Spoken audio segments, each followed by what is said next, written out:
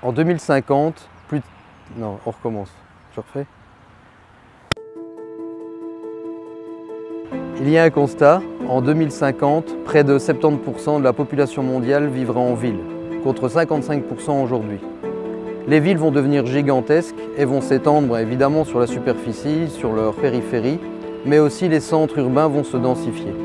Depuis 2015, les Nations Unies ont mis en place un certain nombre d'objectifs qui s'appellent les objectifs du développement durable. Il y en a 17 pour essayer de concilier l'équilibre entre les villes et l'environnement.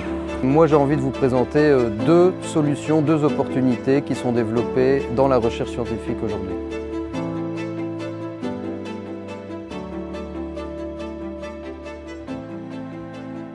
Donc ici, comme exemple, on travaille sur les toitures végétales. Alors des toitures végétales un peu spéciales puisqu'elles sont faites avec des granulats.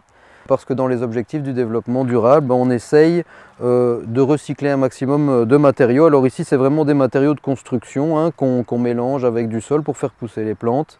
L'intérêt de ces bacs, c'est de pouvoir étudier la manière dont l'eau va circuler et aussi de pouvoir sélectionner les meilleures plantes qui vont permettre de retenir l'eau.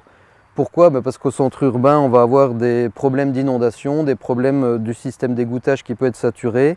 Et donc ici, l'idée, c'est que les plantes peuvent servir un petit peu de machine pour empêcher l'eau d'arriver trop vite en bas du bâtiment, donc d'augmenter le temps d'écoulement.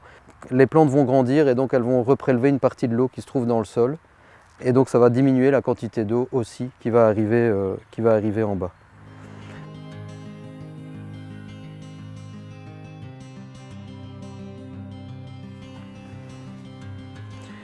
Bien, pour végétaliser les villes, évidemment, il faut des plantes. Ici, on essaye vraiment de valoriser les plantes sauvages. On voit que c'est des plantes qu'on peut retrouver dans le jardin.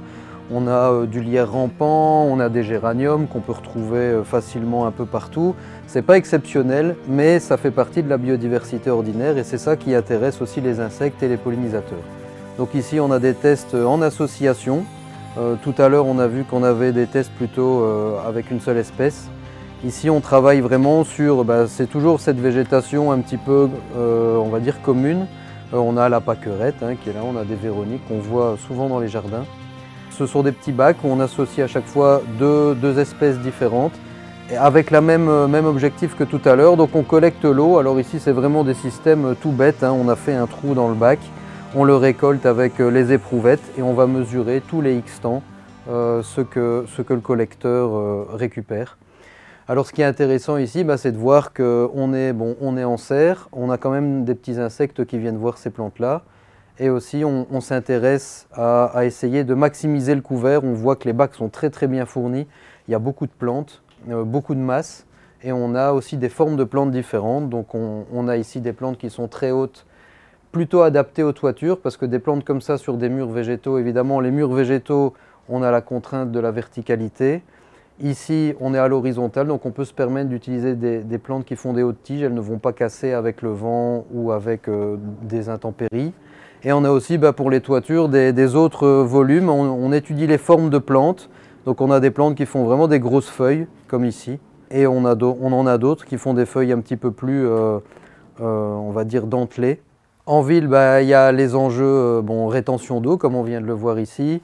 On a aussi l'effet d'îlot de chaleur urbain, donc ça qui est très important, mais on a aussi les effets sur la biodiversité et l'intégration des structures, donc des toitures et des murs sur l'environnement immédiat.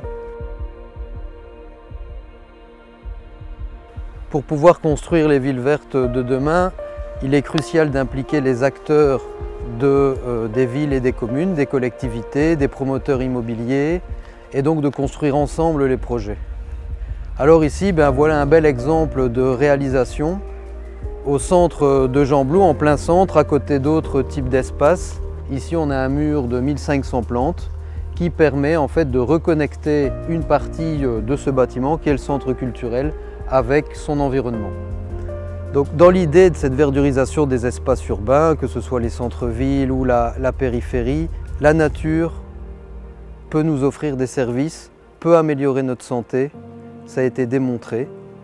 Et donc c'est important dans cette idée de transition, dans toute transition, il y a l'idée de nous reconnecter à notre environnement et d'avoir des actions pour le préserver.